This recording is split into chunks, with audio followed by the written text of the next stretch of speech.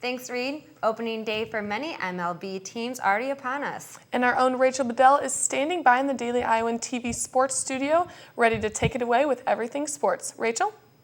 That's right, ladies. 26 Major League Baseball teams taking to the diamond for their opening days.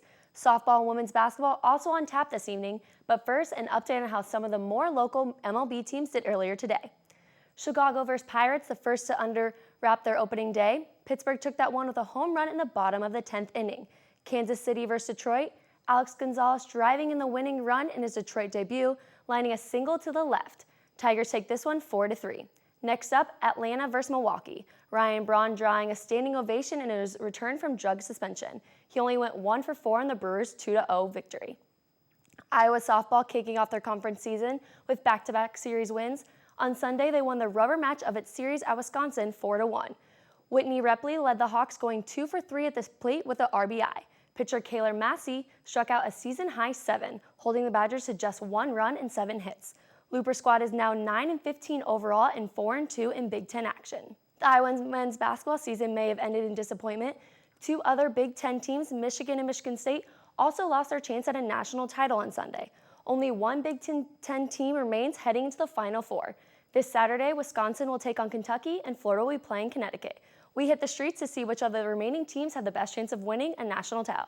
Here's what we heard. The Wisconsin's going to win the Big Ten or the NCAA tournament because the Big Ten is the best conference, and Iowa almost beat Wisconsin this year, so it looked good for Iowa.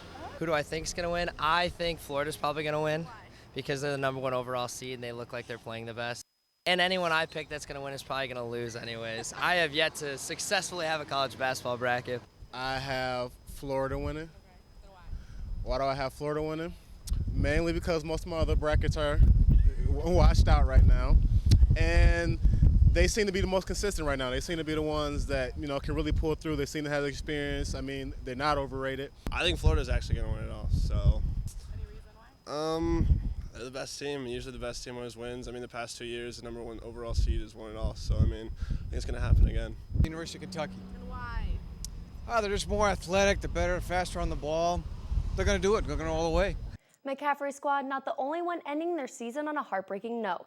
The women's basketball team was eliminated in the second round of their NCAA tournament to Louisville after shooting a season low from the range. Earlier today, I sat down with the Triple D offense themselves, Bethany Doolittle, Allie Distroff, and Melissa Dixon after looking forward to the next season.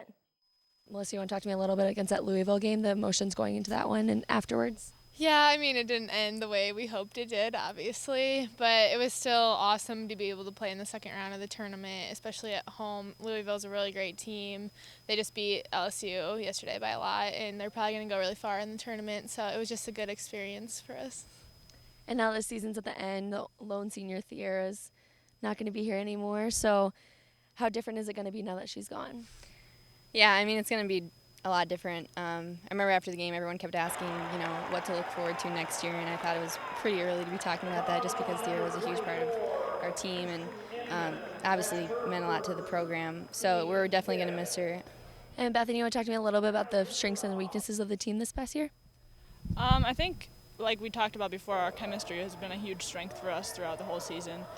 We work really well together, and I think it kind of got better as the year went on, and everybody kind of got comfortable with each other, and you could see that on the court. Why do you think the three of you guys are so successful? It's a Triple D. No. We're all really close off the court, and I think that just carries on to the court. We're used to playing together. Beth and I, this is our 3rd year playing together, so it just helps our chemistry that we're all really close. Going into next year, which one of you guys is going to score the most points?